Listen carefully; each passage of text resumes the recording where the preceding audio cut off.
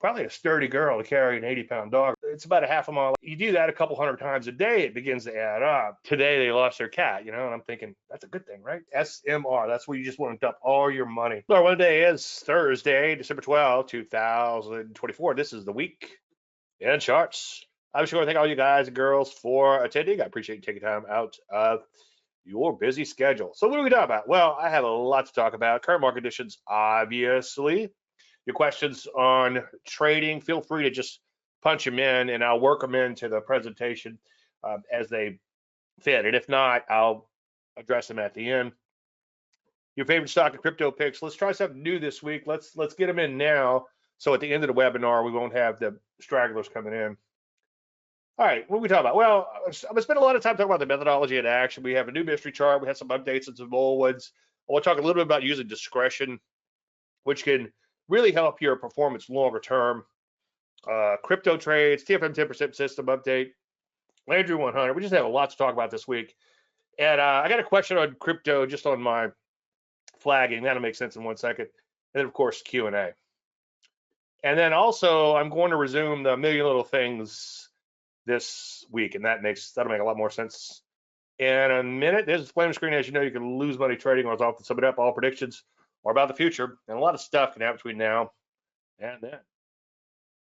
There's my contact information again. You can also reach me at dave@davelandry.com. I answer all my own emails eventually, so I do get around to doing them. But feel free to take a screenshot of that.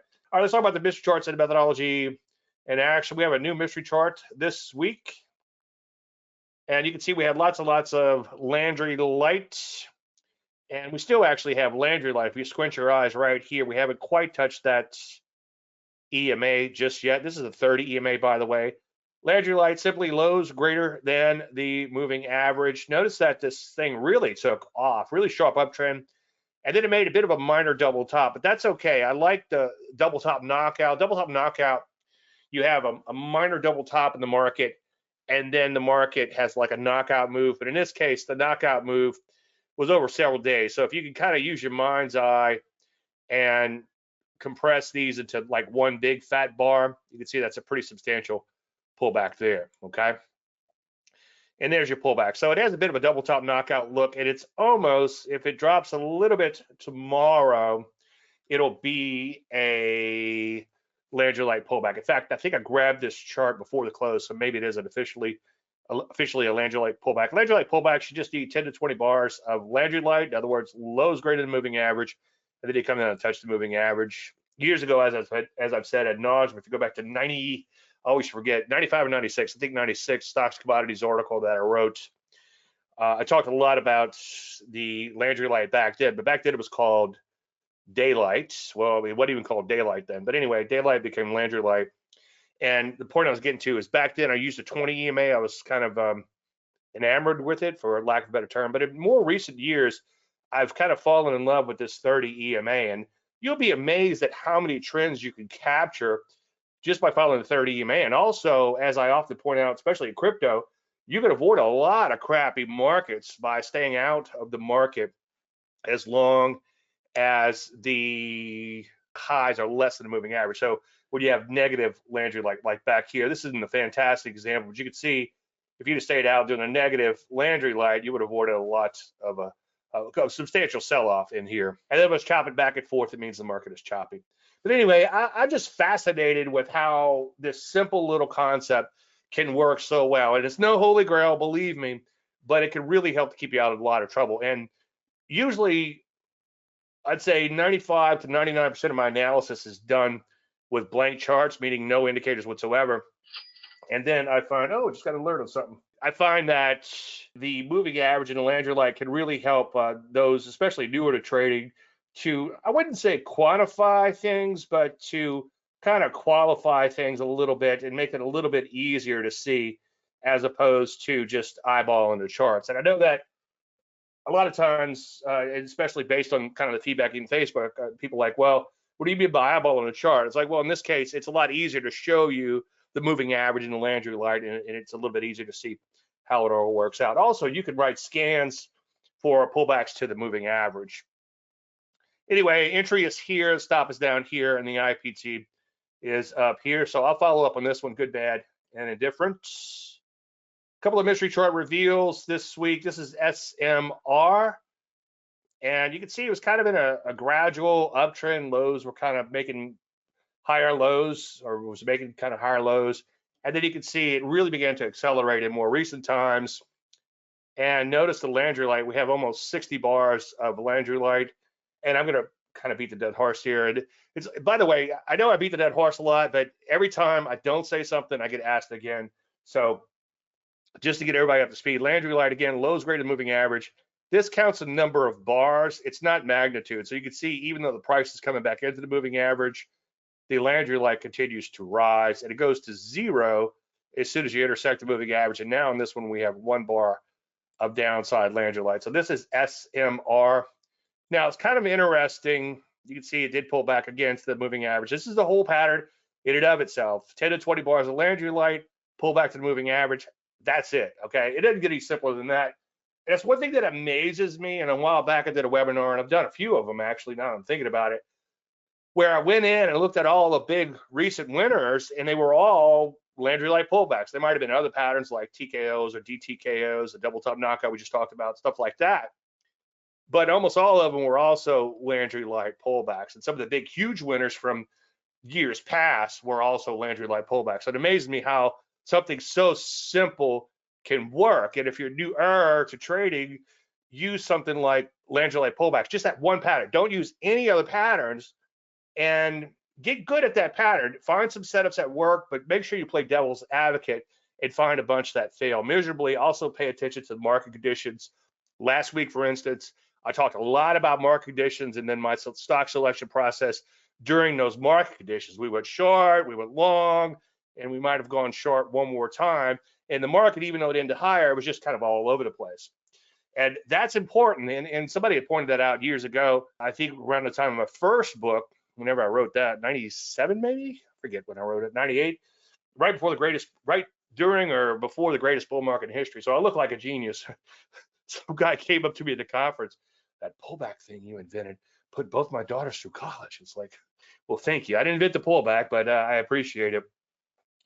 Anyway, so this is SMR. Now, something I want to show you with this discretion-wise is the entry was here, and stop was here, and IPT was up here. Now, notice that the day before, and if you go in and look at the archives, and I think I updated them a few days ago, so they should be there. I had some website issues, so I'll have to double check, but davelandry.com/archives, and you'll see on that particular day, I was like, okay, guys and girls, we're getting close to the trigger here, so watch for an opening gap reversal tomorrow. If a market gaps, let's say your entry's here and it gaps above and comes right back in, then don't take the trade. Anyway, you can see we did have that opening gap reversal that happened, and then market came right back in. Now, technically, it triggered, and mechanically, I am tracking it in the service, in the spreadsheet, and I am looking to get long this particular stock, but I'm waiting for more of a rally and possibly a trigger above that high. Let me just back this up 1 second. So when you do have an opening gap reversal, let's say your entry's here, like I just said, and you have an opening gap reversal, your new entry becomes right above that high, that little pivot high. That would be your new entry. That's also what I call a trend pivot pullback. And of course, in this case, it's also a Landry light pullback. Lows were greater than the moving average for a long time, and you pull back the moving average, Landry light goes back to 0. Now, let me show you what happened on an intraday chart. This is the 1 minute chart. And I was a little distracted around the open for whatever reasons. And by the time I looked over to this SMR trade and figure out where I need to get in, if I need to get in, I saw it was negative on the day. I'm like, okay, well, that one didn't trigger, and it was down substantially. So I was like, well, it doesn't look like it's going to trigger. So I didn't bother taking the trade. But ideally, I should have been. So I'm kind of admitting guilt here. But ideally, I should have been watching this. So we opened right around here, and it had a little fast pop on the open. And this is a tricky one. If you have, I wonder if I have a visual aid here. Let's say, I don't know if you can see this or not, but let's say you had an open like this, and then the price bar is like that, okay? So the open is the high tick of the day. Then that's a no-brainer. It comes right back in, okay? In this particular case, you had a bit of a fast move. Now, a little bit more advanced technique, but sometimes you'll have this super fast move on the open. The stock will just like skyrocket and then immediately come right back in. Those are a little bit harder to trade or use discretion on, I should say, because you need to take more of a go or no go approach. You don't want to chase it too much, but then you also don't want to miss it. So that's a little tougher to do. But if you get kind of an opening gap reversals, okay, this thing looks like it's trying to take off, and then it comes right back in, then no capital gets put into harm's way if you're applying a little bit of discretion. Now, if you're newer to my methodology or newer to my service, I actually recommend you trade things on more of a mechanical basis, and that way you get the reps in and you get a feel for things. Longer term, you'll do just fine, and discretion it's another decision added to the process. Every decision you make adds a lot of stress to your life. And I heard on the radio a couple days ago, we make like 20,000 decisions a day. And I don't think our brains are wired for that. As I think I've said before, I started listening to this book a while back called Limitless. And I think the guy's name is Quick, James Quick or something Quick. And I was really enjoying it. The only thing I didn't like about it, not to beat up this guy, but the only thing I didn't like was like, it was a lot of, I'm going to tell you what I'm going to tell you. And I hate when a book does that. I've got another book around here, and I'll probably finish it eventually. I forget the name of it because I threw it against the wall. But I was 56 pages in, and he was still telling me what he's going to tell me. So I'd rather you just tell me. But anyway, one thing good that I did get out of the book, and I don't know the exact stats, but the amount of information we process in one day is more than people in the 1900s, well, I'm from the 1900s, as Nate Bargatze would say. But the amount of information we process in one day, and I think he was talking about the early 1900s, would be more information than somebody would process in their entire lifetime. Now, if you understand a little bit about evolution, that 100 years or so isn't a long time on an evolutionary standpoint. So our brains haven't caught up to this crazy world we live in. So there's a lot going on. There's a lot going at you. And so you need to minimize those as many decisions as possible when it comes to trading, and try not to do too many things at once. Where was I going with all that? I forget exactly where I was going with that, but there's a lot that we're being bombarded with. And I think if you're newer to trading, maybe that's where I was going. You have to do things a little bit more mechanically, and then over time work into some of these discretionary techniques. But anyway, long story endless, you can see gapped open and made this quick little pop. Now that's a 1 minute bar, okay? And I didn't have a tick chart. The tick chart would be even better because this happened so quickly. I don't know how many seconds that was on that open. Like I said, the market opened, and it seemed like I had it in my watch list, and when I looked at it, it was already negative. So it came in fast. But anyway, it came right back in. So that's a case where you could apply a little bit of discretion. Now, one thing I did want to mention earlier too is that there's an upside and a downside to discretion. Okay, let's say this thing triggered on a mechanical basis as it did. Okay, and then you said, well, you know what? Big Dave says longer term discretion is going to pay off and help me miss some of these trades, such as this potential losing trades. It's not a loser yet. Let's see what happens. But anyway, let's say you decide not to take the trade. You see that market come in 2 points. You're like, aha, Dave's right. I missed a potential stinker here. Well, the next day you come in and it's up 10 points. It's something that you have to live with. And I think that's where I was going with that decision thing earlier, is that we have to make all these decisions, but we also have to live with them. Anyway, here's another mystery chart. This is grab. And you can see kind of a gradual uptrend here, and then it kind of shot higher. This is a pattern I call accelerating momentum strategy. Most of my patterns, except for the only one I can think of off the top of my head, would be the TFM 10% system and the buy at B in IPOs. Other than those two patterns, everything I do is kind of a bastardization of the pullback, so to speak. So this is an accelerating momentum strategy, and it's also a bit of a TKO. So you can see nice wide range bar down, and entry was here, stop is here, and then initial profit target is up here. So it did trigger. We'll see what happens, and I'll follow up on this in coming weeks. By the way, the open portfolio, not too pretty right now, so we'll have to see how it shakes out. Which one took off for a while? Wolf took off, but he came right back in. But I'll follow up on that too next week. Good, bad, and indifferent. Another accelerating momentum strategy type of setup. We had this nice little, what I call a textbook TKO. Textbook TKO is when you just big wide range bar, like bam, down, and it knocks a lot of people out. It sucks in a bunch of shorts. And the beauty of it is when a market gets hit that hard, sometimes it just continues to implode, but that doesn't do you any good. But what it does do you is it keeps you out of that market. No capital gets put in harm's way, right? And if it does come all the way back up to trigger, and this entry was actually a little bit closer than I have it here. I think when I updated the chart, it moved it up. Anyway, if it comes all the way back and triggers right here, then there's a good chance that the shorts are getting squeezed out and people that got knocked out might be trying to get right back in. And there's a lot of other psychological things that are happening, and go in and watch some of my presentations on TKOs for a lot more of that.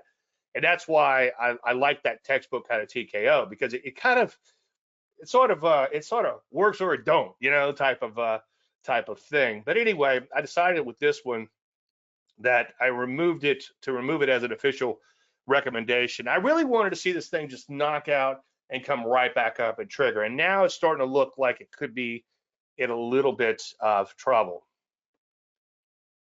Okay, so just want to show you that I did mention this particular pair. I'm kind of shifting gears and show you some crypto trades real quick.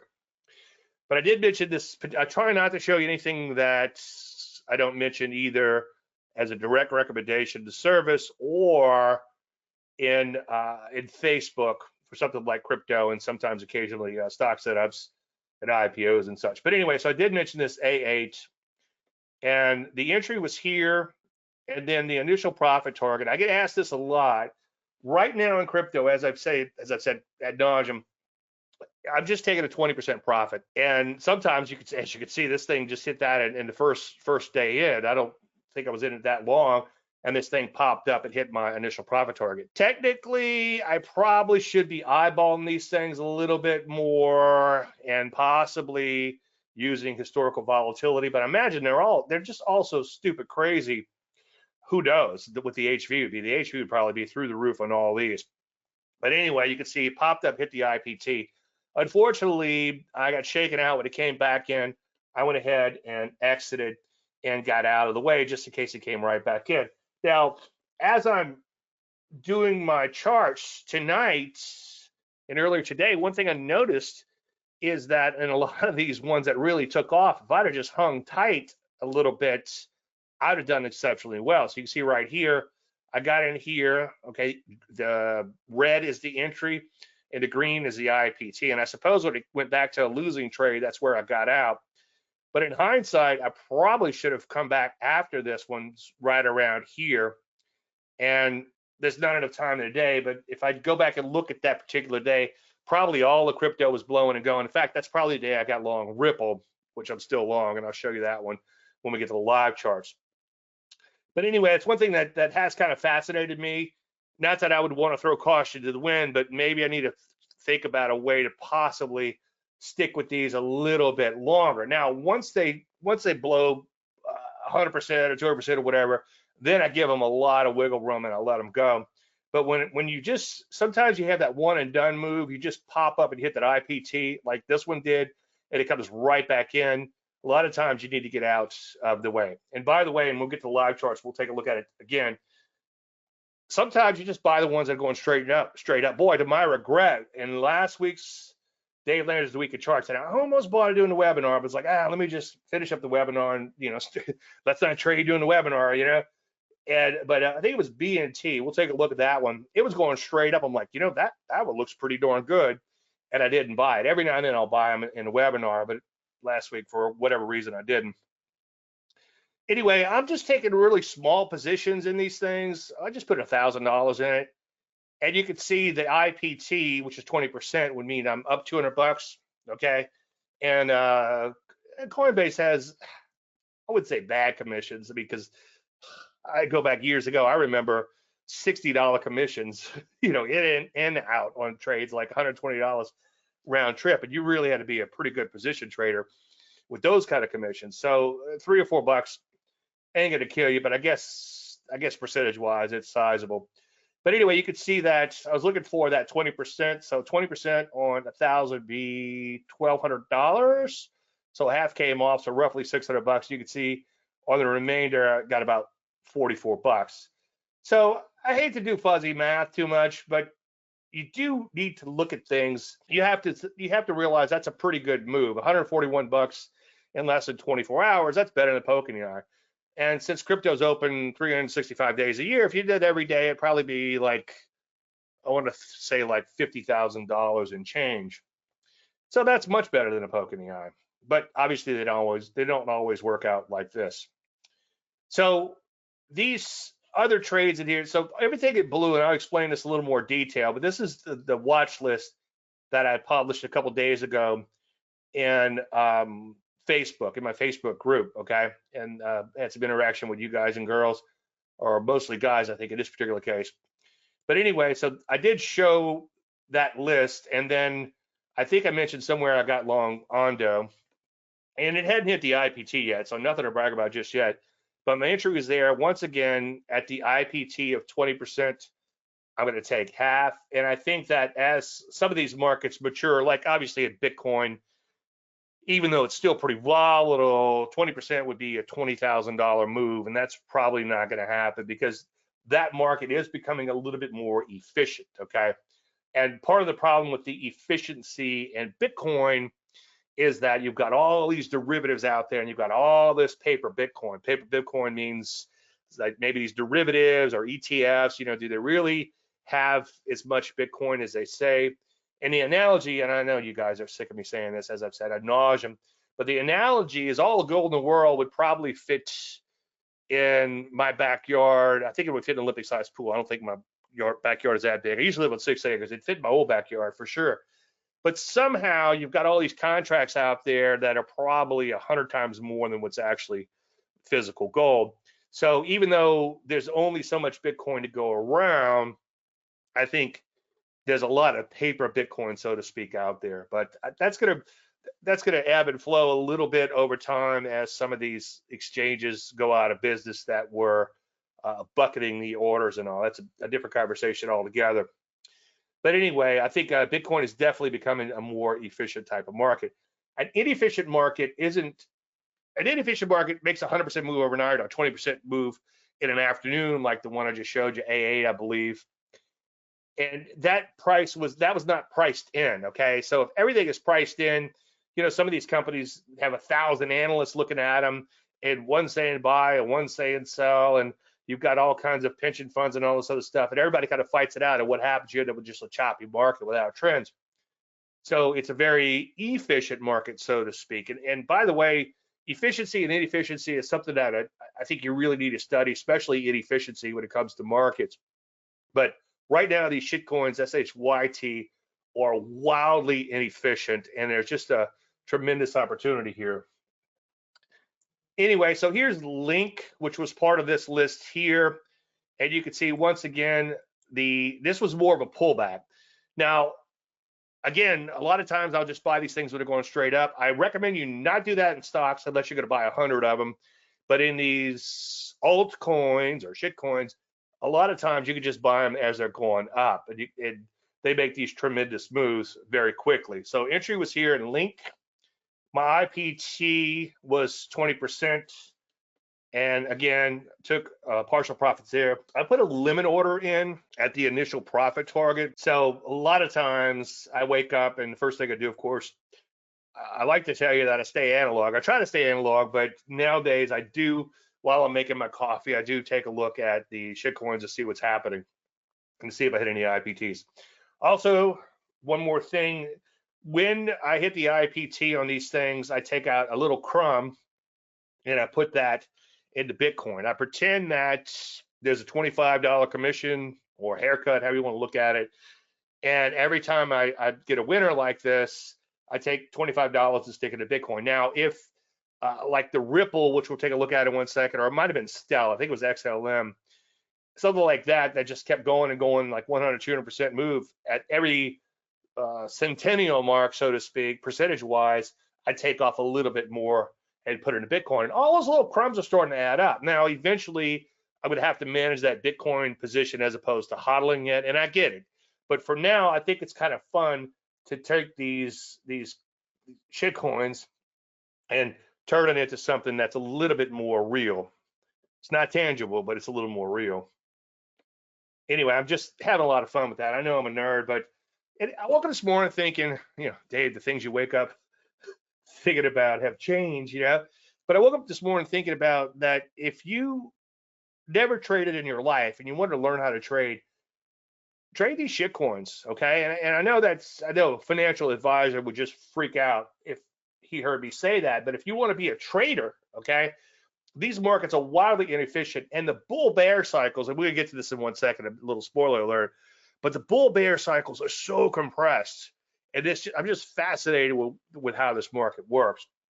And I'm trying be the key word there, I guess, to see if I can parlay these little tiny accounts that I had left over from some other trading I did a while back into much larger accounts, and it's been a lot of fun. And the little crumbs go into Bitcoin, and that's kind of like, long story endless, as I've said 1,000 times. That's because years ago I looked into the mining of Bitcoin because I'm a nerd, and I realized how impossible it would be for a private individual to do mining, especially from that point forward. It became more and more difficult. But I got to thinking, okay, well, what's in my wheelhouse? Okay, so to run miners, I'm a tech nerd, and I do have a degree in computer science, which I haven't used a lot of lately, other than occasionally program an indicator. It's like, but it's out of my wheelhouse to do that kind of thing. But what's in my wheelhouse is, well, it's trading, and trading is trading. But anyway, getting back to what I was saying earlier, just to close a loop on that, I think if you would do ERTA trading, you could take a small amount of money, maybe do $100 in each potential setup, and then make sure you get the reps in and use strict money management. Make sure you have some sort of system in place. When they're going straight up, just buy the ones that are going straight up.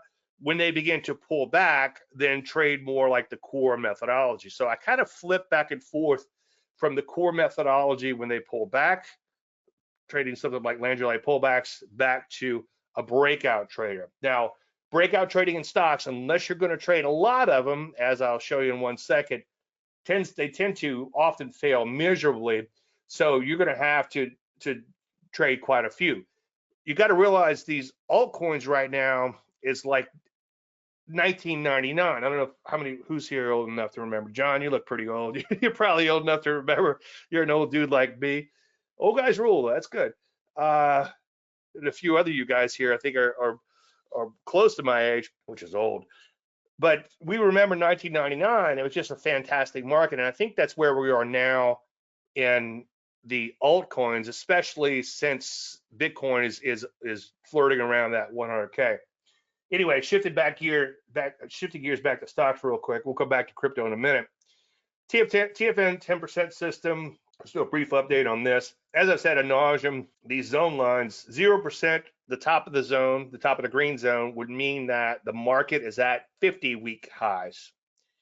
And you can see, all right, John, yeah, I got 3 years on you, John, but you're old enough to remember. John's from 1967. I knew you were a little younger, but not much.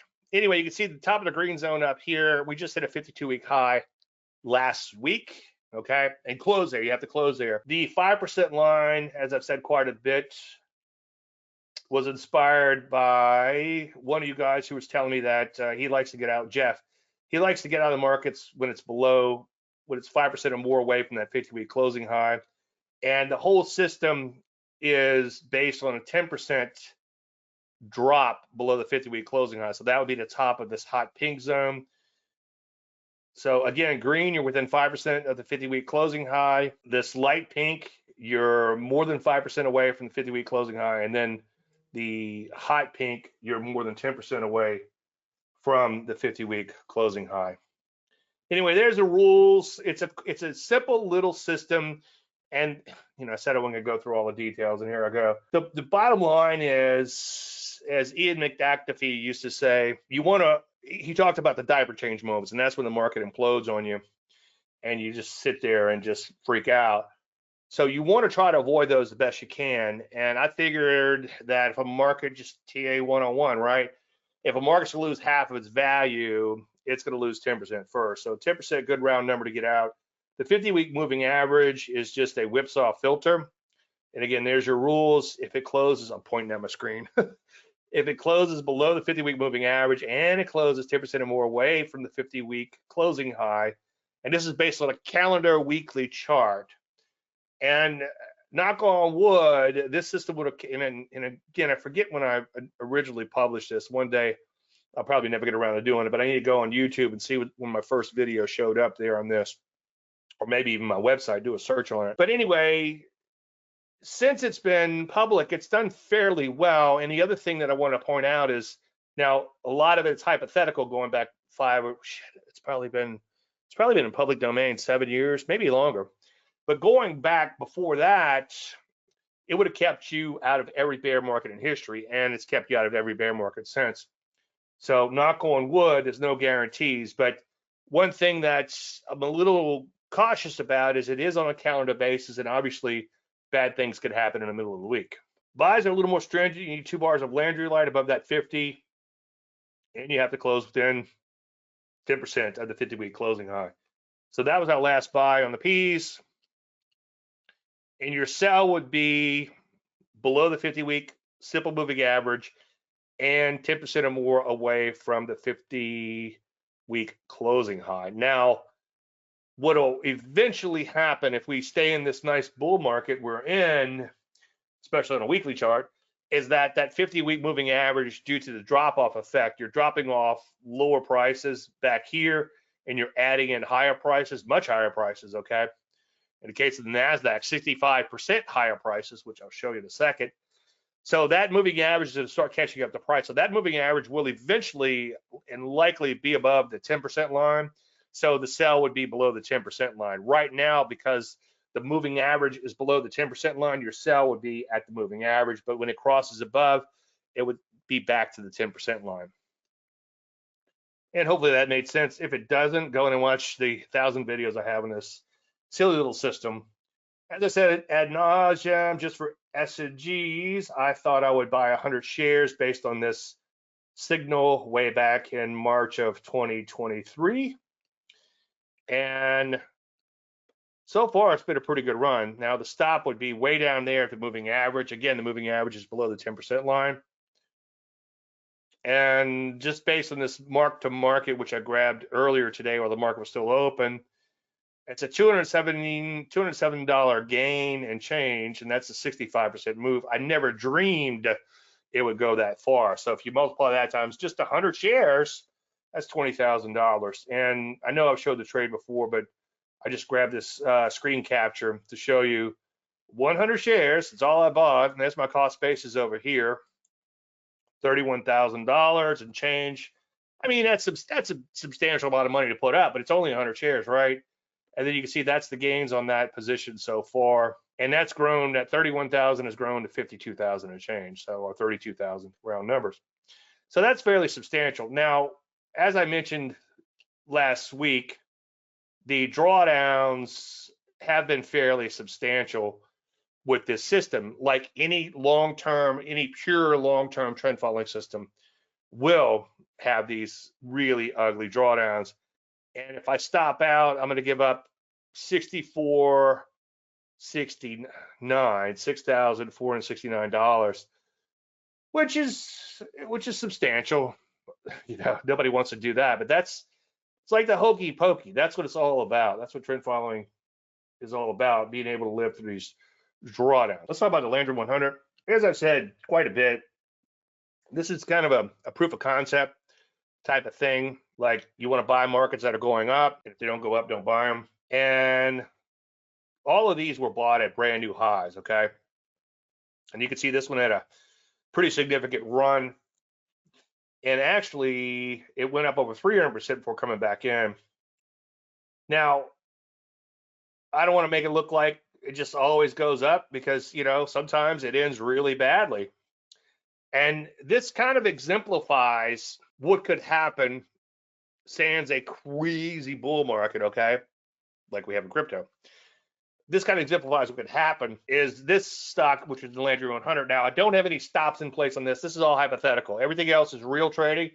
This is hypothetical. It's just kind of an experiment, and it's been a lot of fun. I know you want to party with me, but this one got whacked 85% the other day. Well, shit happens, right? Now, what's interesting is here's a spreadsheet where these are closed trades, so to speak, okay? Everything is done on the closing basis, right? So you can see that that was a 79.67. 10K goes into every one of these. I'm not parlaying or anything, although down the road it would be kind of fun to do this. And I think it'd be fun to do with real money. The only problem is you end up in a choppy market or extended bear market, and there wouldn't be much to do, which I guess would be okay. Just sit and bide your time. But anyway, out of the 10 grand in that slot, you can see each slot, there's 100 slots at 10 grand, $1 million total. That would be a $7,967 loss. Now, the good news is, obviously, we can't lose more than 10K, okay? The good news is we let the upside be unlimited, okay? Now, one thing that I probably should do, because of that APP I showed you earlier, I hope I have the other chart in here. It might have not made it in. As I've said before, maybe when some of these go up 100%, take off half, or just to throw a little bit money management into this thing. But you can see this one today was another one that got a haircut. Look at that, a 50% haircut. And this kind of exemplifies what could happen to you if you're not buying enough of these. And I think it was Jeff or someone in here was talking about statistically how many we'd have to buy. And I'm not sure that that math works. Statistics doesn't always work in markets. And statistics are easy for me to say. Statistics are worthless. 75.4% of all people know that. But anyway, so there's a $5,000 50% haircut. But you can see that this one came out actually recently, yesterday, in fact, or is today 12? Yeah, today's 12. So that one came out. That's an $8,200 gain. And then this one was a decent $3,000 gain. So that kind of takes care of that. All right, just real quick, got a quick question on from Mace in Estonia, and he wanted to know about the colors in my crypto watch list. So everything that's red, I am long, and this is a screenshot I took about an hour ago. So I'm long Blur, Gala, and Ondo. We just talked about Ondo. Everything in red, I'm long, but it has not hit the initial profit target. Everything in blue, like the big blue arrow, think of the big blue arrow. If you see something in blue, that is a watch list. And everything in green, I'm free rolling on. So the Ripple that I mentioned earlier and the link that I talked about a minute ago, both of those hit the IPT. Now, I think it was whenever I put out that Facebook post, I had about 8 of them or more that hit the IPT, and it was pretty nice just watching them go up. And then I knew it was going to get whacked, and then I got taken out of those, and then I just started the process again. So I'm free rolling on those down here. That means that I'm kind of playing with the market's money, so to speak, and hang on as long as I can and eventually get out. Now, anything in cyan, it's kind of like my benchmark watch list, and usually I just have Bitcoin, Ethereum, and Ethereum Bitcoin in there just to keep an eye on those benchmarks, so to speak. Crypto pairs, excuse me. Now, eventually, maybe if some of them rise up and become viable, I mean, everybody's looking for the next big thing, and as a trader, just forget about that. Just trade them, okay? Now, in an ideal world, my fantasy would be to catch one of these and ride it forever and say, oh, yeah, I was in Ripple when it was 2 cents or whatever it was. But the reality is the ebb and flow is going to probably take you out much sooner, but that's okay. You can make a lot of money in the meantime. So that answers that question. Okay, yeah, Brian, we'll get to that question on breath in a minute. That's interesting. All right, lately I've been doing a series called A Million Little Things in No Particular Order. And again, as I say each week, everyone thinks that something's going to happen. You have a big epiphany, all of a sudden you're a trader. Well, it doesn't work that way. That's not how this works. That's not how any of this works, as it was explained to Beatrice a while back. You probably don't remember that commercial. But it's a bunch of little things. And boy, I tell you, from a selfish standpoint, this series has helped me out a lot because I recognize how many little things over and over and over are required to be successful as a trader. And I make a lot of mistakes, believe me.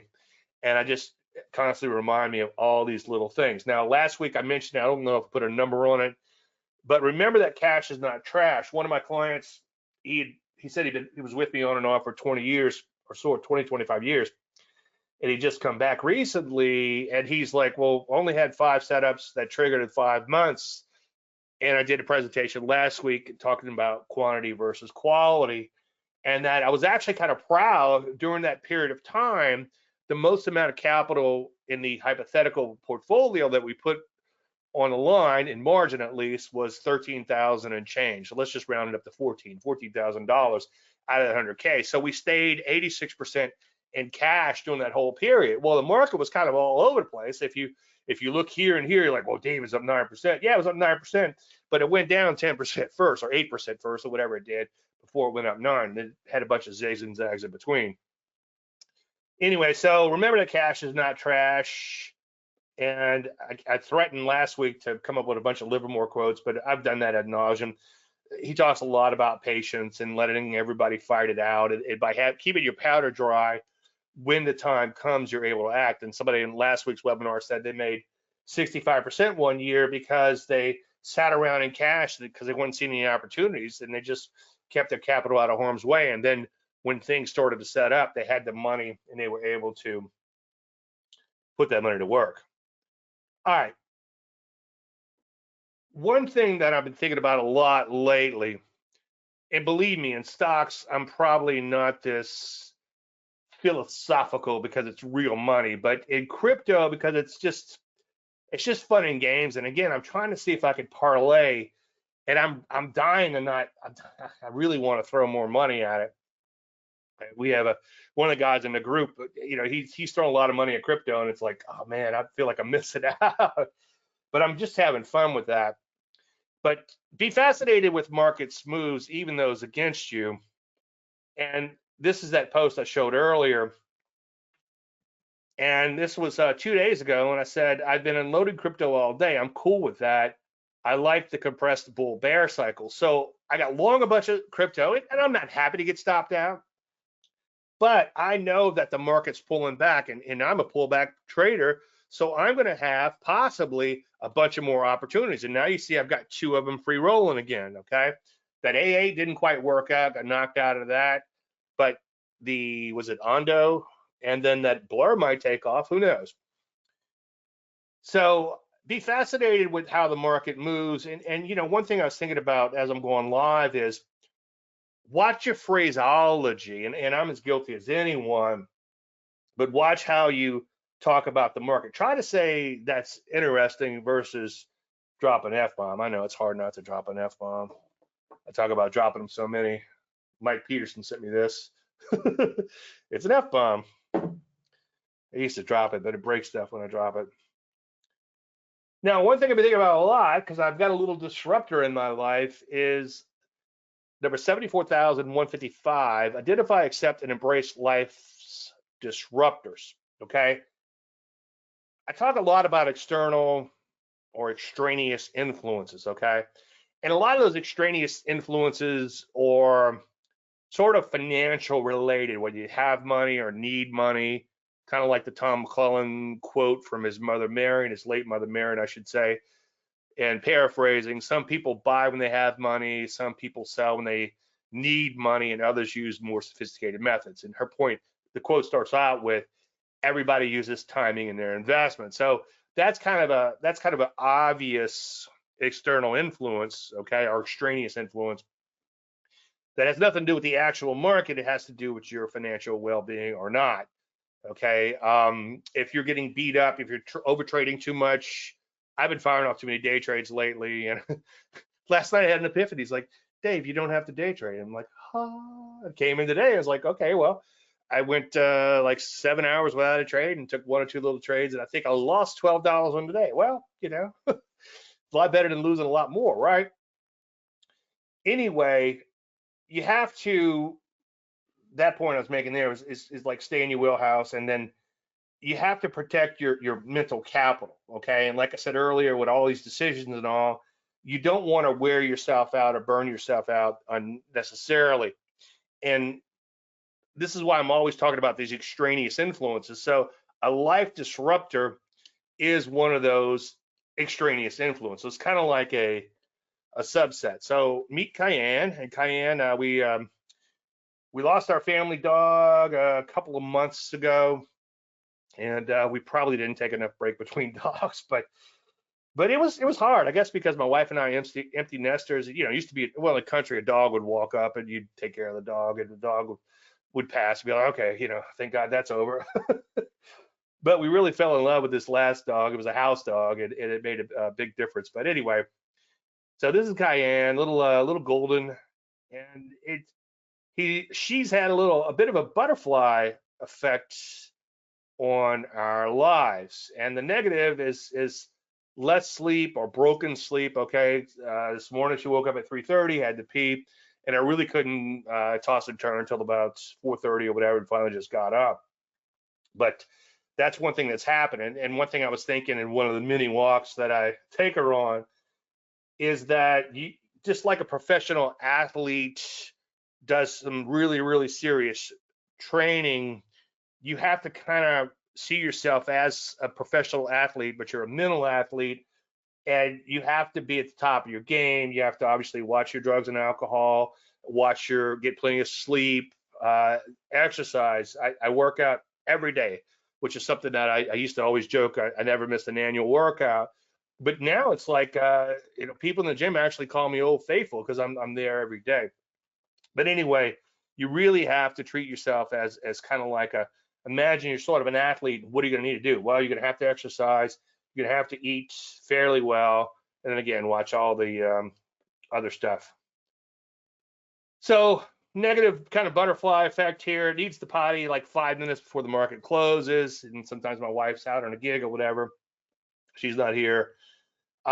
Expenses and hidden expenses. We kind of knew that, but it's like, the only way to shut her up is to give her this $15 bone, and she could go through those pretty quickly. And you annualize that up, we're gonna go broke pretty quick just on bones, but that's no big deal.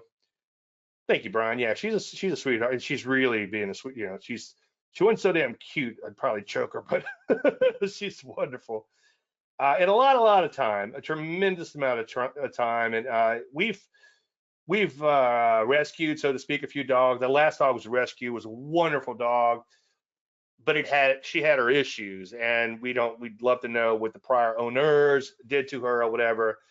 But overall, great dog. But my wife Marcy said she really wanted to start from scratch this time, and I've forgotten how much trouble a puppy is. It really is. There's more chances for the weedo trade. What's that? Well, as I've said before, for some strange reason, I walk in the office and everything looks phenomenal, and I find myself doing the walk in the office trade. Now, I did talk quite a bit about this in the past, and part of that is related to the hangry judge effect. Usually, a lot of times when I leave the house, I go eat inside. My office is separate from the house. We're a very small house now compared to what we used to have. I used to work out of a guest house, and now I have a separate entrance to my office, but I physically have to leave my office. So when I'm in here, I'm at work, working sometimes. When I'm in the house, I'm home, right? So a lot of times I'd go home, so to speak, eat lunch, and come back in and make a trade. And I eventually realized breakfast too, that it's because I was hangry before and I didn't like the way everything looked, and all of a sudden everything looked great. So that's the kind of thing you have to recognize that might be one of those extraneous influences. But anyway, on a positive note, reduce cortisol. It's been proven when you pet a dog, the dog's cortisol goes down too, and so does mine. It's like when she's not biting the shit out of me. I don't know if Craig's here tonight. Craig's a dog trainer. This dog is pretty much wonderful, but she has like the witching hour, which is around 7 o'clock, where I'm trying to relax after a long day at work, and then this dog just goes into this bite mode. But the rest of the day, she's just rolling over and giving you her belly, and she's just absolutely wonderful, except for this witching hour, and we're working on that. Now, there's a little, at first I'd have to drag her to get her to walk, and now I've got her walking, mainly because the vet tech told my wife, she's like, yeah, I've got an 80-pound golden or whatever, she has a lab, and she says she has to carry it out of the house because she always carried it out of the house as a puppy, and she never trained it to walk. And so now the 80-pound puppy won't leave the house unless she carries a dog. I didn't ask her. She's probably a sturdy girl to carry an 80-pound dog around. So I found a little, well, I knew what it was, but I found it works nicely. There's a little, there's a bike trail in my backyard through the woods at least. And then on the other side of that, there's a horse trail, and it's about a half a mile loop. So I'm getting more exercise, and I've actually dropped a few pounds because it's about a half a mile. Like I said, you do that a couple hundred times a day, it begins to add up. So I'm definitely getting more exercise. I'm also getting out in nature a little bit and listening to some birds and squirrels and stuff. So I would say you want to identify, accept, and embrace these life's disruptors. And this is just, I wanted to use the puppy as such a minor example that it has such a big butterfly effect. But like right now, Marcy's parents are aging, and there's a lot of issues that are going on there. So that's always in the back of both of our minds, and that's causing a lot of disruptions. Anyway, today they lost their cat, and I'm thinking that's a good thing, right? No, please don't write me. Just not a cat person, sorry. So anyway, so how do you identify, accept, and embrace all these things? Well, the answer lies in the morning pages. If this dog, Cayenne, would only let me do my morning pages, and she's getting better, but it's a process. But the morning pages is something that'll change your life. It'll change your trading. I would urge you do it. And just real quick, without beating a dead horse in that, as I normally do, you just wake up, try to stay analog, as much analog as you can, meaning don't get on Twitter or X or Facebook or whatever, and don't check your emails and all this other stuff. I check futures and crypto. I know. But other than that, I do those two things. I try to keep it in less than 2 minutes, and then I just try to stay as analog as possible. You're not trying to win a Pulitzer Prize or whatever. You're just trying to get some thoughts out. Don't worry about grammar. Don't worry about spelling. Don't worry about what you're writing about. Just write about the damn dog. How do I get this dog to stop biting me? During this witching hour it goes through. But those morning pages, again, will absolutely change your life. I tell everyone I meet, including some people on the street and people at the gym, you need to do these morning pages. And so far, nobody has actually, to my knowledge, done them. And that's the first thing. If you wanted me to work with you one-on-one, that's the first thing I would tell you to do. Okay, let's take a look at the altcoins, and then we'll pop up to the overall market. There's that link. So far, so good. It's doing okay. Again, the green is my IPT. Green line is the IPT. Green flag is free rolling. Here's the Ripple. And looks like I got in this one right here. It was just going straight up. And then I talked about XLM earlier. This was one I held on to, but I did get shaken out. And this is one I didn't announce in Facebook. But like I said, a young gentleman from the gym, he wanted to learn how to trade altcoins. And I think the reality was he wanted me to give him a magical formula. Because like the next day, he put a bunch of money in some little crazy coin, and it quadrupled overnight. And I'm afraid that first taste like that so big is probably going to be detrimental longer term. So by the way, if you're not successful trading, that's okay. It's better to struggle early on than to have a lot of success. I've seen a lot of people, and not in a small way like this friend of mine from the gym, but he's a young guy. But I've seen grown people quit profitable businesses because they caught a bull market run in stocks, and they think it's always going to be like this. I think one of the few things I remember from my MBA days is permanent income hypothesis is, I believe, what they call that. And you got to be, that's a presentation in and of itself. But you can see I bought it just because it's going up, and then I don't know exactly where I shook out, but right here that was 100%. This is 20%, took half. I took a piece off here. Somebody's asked me, do I have a scale off? I took a tiny piece off here and put it in Bitcoin, and then I took a tiny piece off here. That was, let's see, 50 something, and I got in at 13.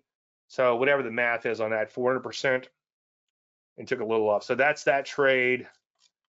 Let's get back to the big boys. And by the way, while we're in the crypto, if there's any pairs you want to look at, I'll go through crypto pretty quick, and we'll hop into stocks. Let me know. Here's Bitcoin, that 100K. I'm still sticking to if we make it to 100K, we'll go to 200. Now, that's not trend following moron stuff. That's just my gut feel. But I also, not talking out of both sides of my mouth, I don't think, or I do think we're going to have a little issues getting through this 100K. I think it's a bit of a psychological barrier. And I think the big boys are feeding everybody else the Bitcoin at these levels. I mean, think about this. You've held Bitcoin forever, and you were early adopter, whatever, and a hodler, okay, so to speak. And all of a sudden, it's 100K. You might have some real money, and some of these people might have bought, I don't know, $100 or $1,000 when it was at 100. I remember buying an 18,000.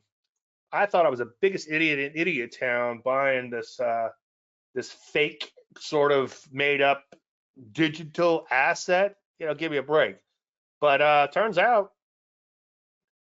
18,000 was actually pretty cheap. Anyway, so Bitcoin 100K is going to be your resistance for a while, probably here. That's okay. Let it just keep doing that. Let it do its thing, and then eventually, what's going to happen once you break through, it'll likely keep on going. And if you think about it, everybody sees 100K is probably expensive right now, and that's just TA 101, the top of the trading range. It seems like that's some sort of barrier, and it's not a real barrier, but psychologically it is to the traders. And always think in terms of what the traders are possibly thinking. But once we get through with that, once we get through that, I should say, we might have a substantial run on our hands. Ethereum is starting to play catch up more and more and more. In fact, look at this nice little, almost a Landry-like pullback here, a TKO. And that's the point I was trying to make, or one of the points I was trying to make earlier, is that, Nick, we'll get to you in 1 second. I appreciate the stock pick. Keep them coming. But one thing I was going to say earlier, or I did say earlier, is that trading is trading. And all these patterns, the TKOs, the Landry-like pullbacks, and all this other good stuff work fantastic in altcoins or any other trending market. And trending is a key word. There's that 30 EMA. Boy, that is just a wonderful, wonderful, wonderful thing. I mean, look at that. We've had outside Landry light. Let's take a look at this in ACP real quick. So we take a look at Ethereum. You can see we've had 37 bars of Landry light. Lows are greater than moving average. How great is this? Okay, look, if you have downside Landry light and or no upside Landry light, stay out of the market. Okay, this thing lost what, a third of its value or more, and never once closed above the moving average. And then once it got above their moving average and stayed there, it had a pretty good run. So that's pretty cool. I know I'm a nerd. I think I wish there was a way to make this roll at a different time. But as I've said before, sometimes when they're going straight up, you can just buy the one. That looks pretty good. Oh, I'm already along this one. Okay, so that looks pretty good. You can see it's at the top of the funny looking bar, whatever these bars are called. I like these funny looking bars because I could see the charts from across the room. Now that my eyes are getting worse. I made 60 a few weeks back, so it's like it's one of those things, like turning 60 is much harder than being 60. But anyway, you can see that would actually look pretty good. It's at a new closing high, or it's closed right now. If it closed, it doesn't close, but you know what I'm saying. You can see it's to the top of these candles. I know it's a candle chart. The reason I don't use candles is it's always a pattern. I use candles in crypto trading so I can see the charts, and I use it in my intraday stuff, or if I'm actually putting on positions. But for my analysis, I use the bar charts. Now, I got heavily into candles, and I found myself chasing my own tail quite a bit because it's always a pattern. It's three was it a pregnant sumo wrestler sitting on a baby, or three birds crapping on a wire. It's always something, right? It's not always something. Because a lot of these reversal patterns, with the market's going straight sideways, what are you reversing? So I don't see a lot to get excited about tonight, but stay tuned because the bull bear cycles here are really, really quick. And that's the other thing too that I was saying, that it would be a good market to learn how to trade. Not to, longer term, who knows what's going to happen to these things, but the bull bear cycles are so great. So for instance, like the couple I said back in '99, they quit their day job. They actually sold their business or quit their business, and then they were going to trade. Now, I never heard back from them, so unfortunately, it probably ended badly for them. But had they gone through a bear market before they decided to quit, then they'd say, markets go up and markets go down. All right, any crypto pairs while we're in crypto? We'll go ahead and hop out to stocks. I'll go ahead and do that. But yeah, I'm not seeing a whole lot tonight. Oh, let me share that. I think it was B&T we talked about last week. Yeah, there it is. So look, this little red line. I didn't actually buy on that day. This was during the weekly charts last week. It was right here. I'm like, well, that looks interesting. It's just going up. Now, I don't know if it's liquid enough to trade or whatever because I didn't actually put a real trade on. But this damn thing went from it nearly doubled. And next morning, I'm like, mother father. All right, let's hop into stocks real quick.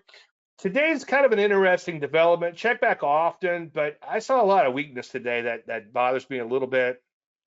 As I told my premium clients, my service clients, so far the markets, I wouldn't call it exactly a flag, but it's kind of flaggish, just kind of consolidating by chopping around sideways to lower, which is better than it wedging up. Okay, that's actually bearish for it to go up. It's good for it to digest its gains, maybe pull back a little bit like the P's are doing. But obviously, we're still in a serious uptrend. Things are looking pretty good. Let's not read too much into one day or the next. NASDAQ composite just accelerated to all-time highs just yesterday. Now, it's a bit of a bummer today, but sometimes you do get these wide range bars and kind of like a pause day, and then the market takes off again. Market gets a little ahead of itself, corrects a little bit, and then bam, takes off nicely. Rusty 2000 is a bit of a bummer. You can see we pulled all the way back to the 30. One concern here is you can see that we did kind of stall out at the prior peak in here before pulling back. So that's a bit of a bummer. Now Rusty finally woke up, and then now it's kind of starting to act like the old Rusty. Okay, so Brian said, since the market breadth is getting weak, does it make sense to just stick with the Mag 6 only? Which one's not working in the Mag 6? So he's talking about the Mags.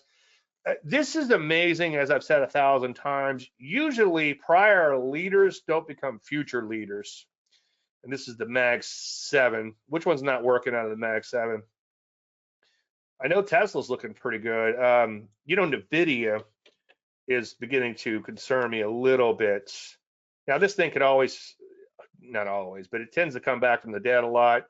But just kind of eyeballing it, you got a head and shoulder top. This would be a head. This would be a shoulder. This would be a head, and this would be a shoulder.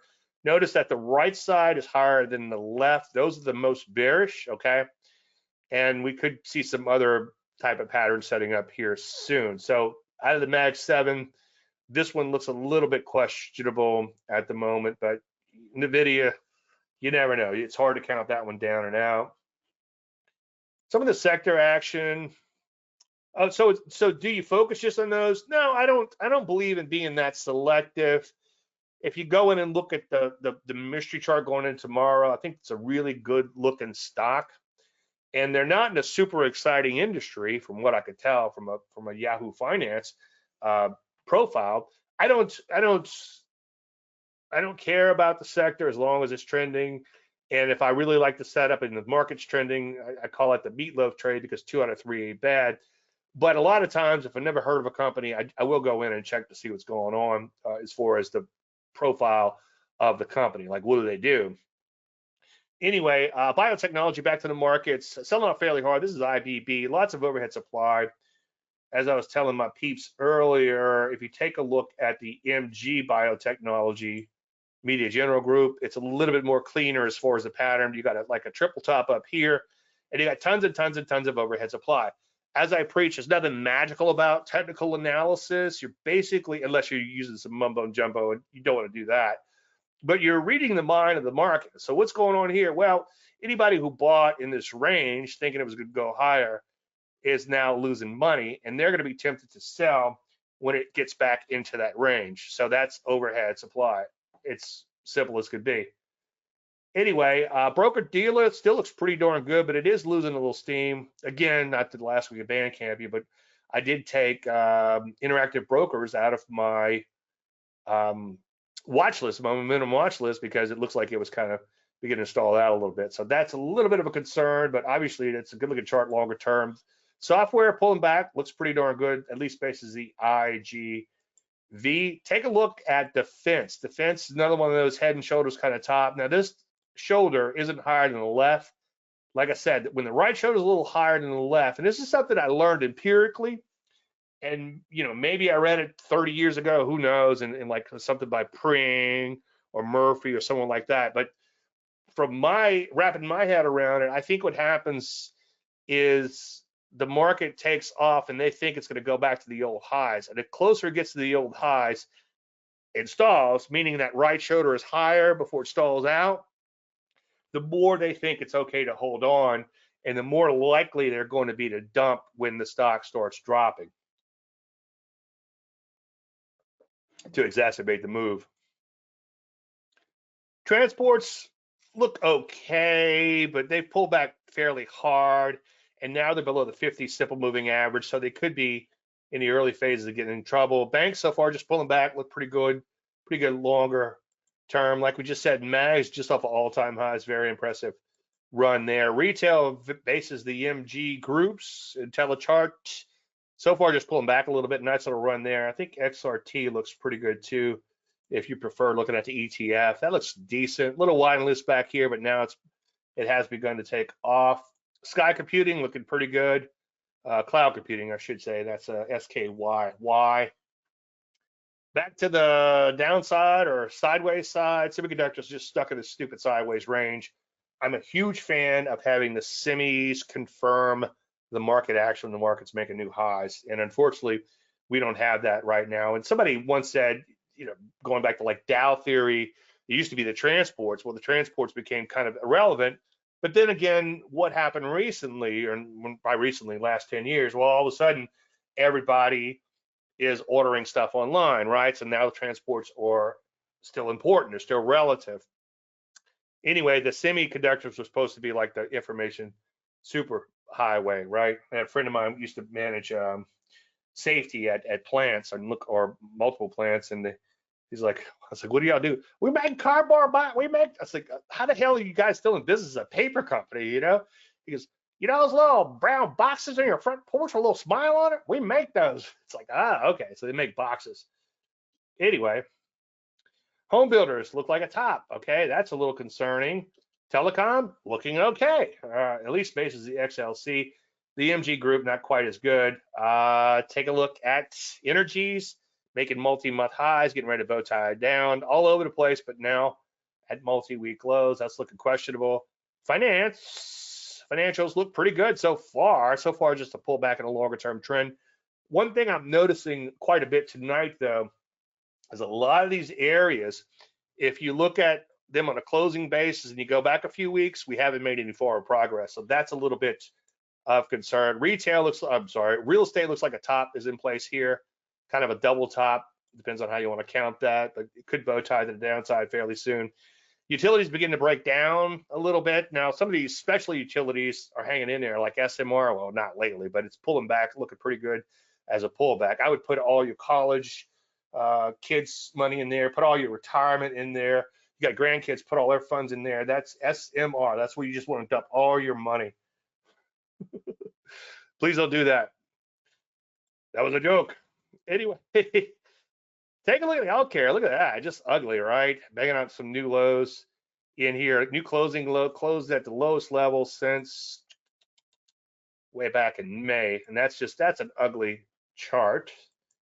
Now, the consumer discretionary, easy for me to say, wow, look at that thing shooting higher.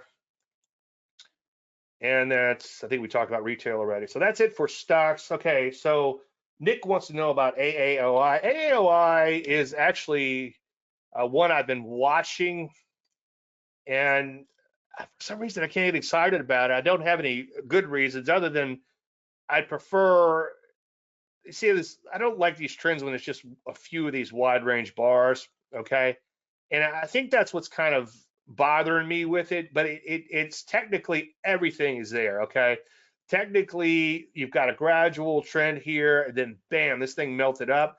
There's your acceleration, okay? It trades fairly cleanly, okay?